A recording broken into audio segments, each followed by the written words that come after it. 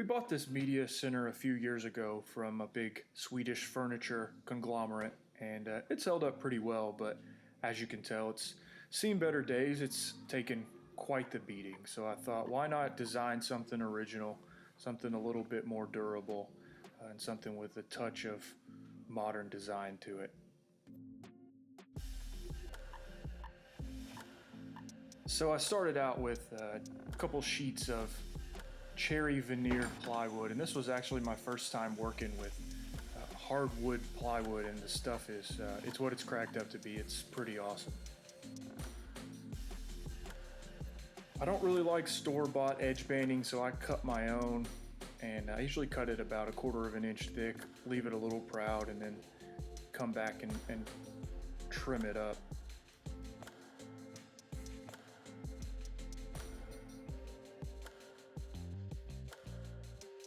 One touch I like anytime I'm making any kind of casework is using mitered corners.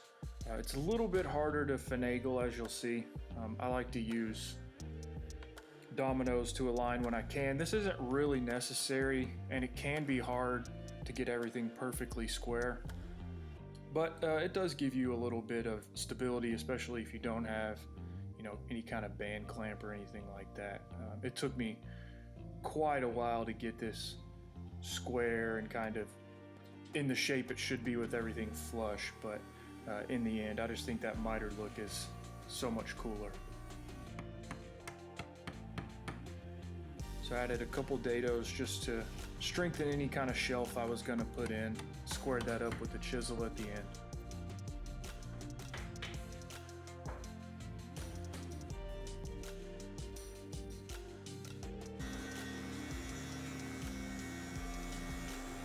When I was originally designing this, I had this zebra wood stuck in my head for some reason. I don't like to use a ton of really exotic stuff, but I like to use it for flair here and there.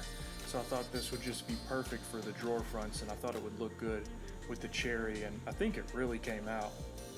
I used cherry for the sides, which is probably a little bit overkill, but I had so much cherry lying around the shop I didn't really want to go buy anything else.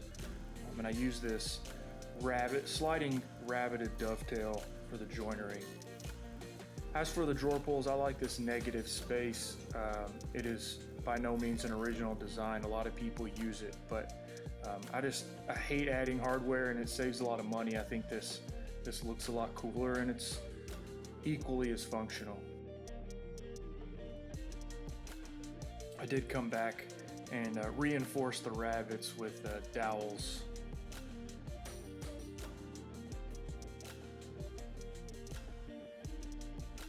And I use hardwood cherry for the drawer slides. I know this is risky because you risk the wood moving, but it was already cut to the thickness. It made sense, and it's going to be sitting in an air-conditioned living room, so it'll probably be okay.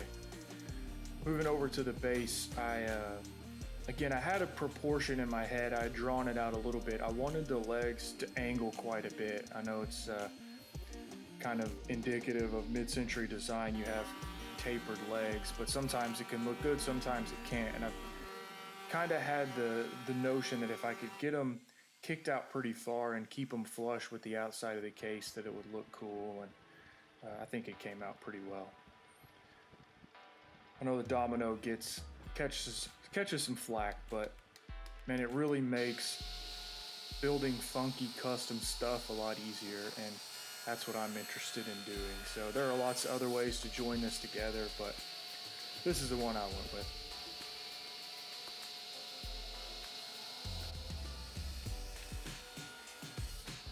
I was originally going to overlap the legs, but as you can see in the right of this shot, I actually just had to cut one. The dados didn't quite work, but again, it's on the underside of the case, so I'm probably the only one who will ever see it and knows how it's built. So if you want to crawl under there and take a look, let me know.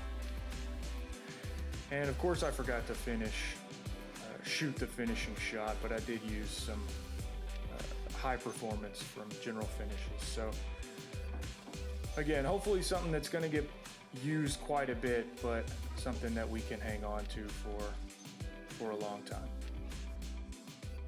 Thanks for watching. Hope you enjoyed the build video. If you're not, feel free to subscribe below, and I'll include social media links if you want to give me a follow over there. Leave a comment below if you got any feedback for me, and I hope you stick around. I'll have the next one up soon.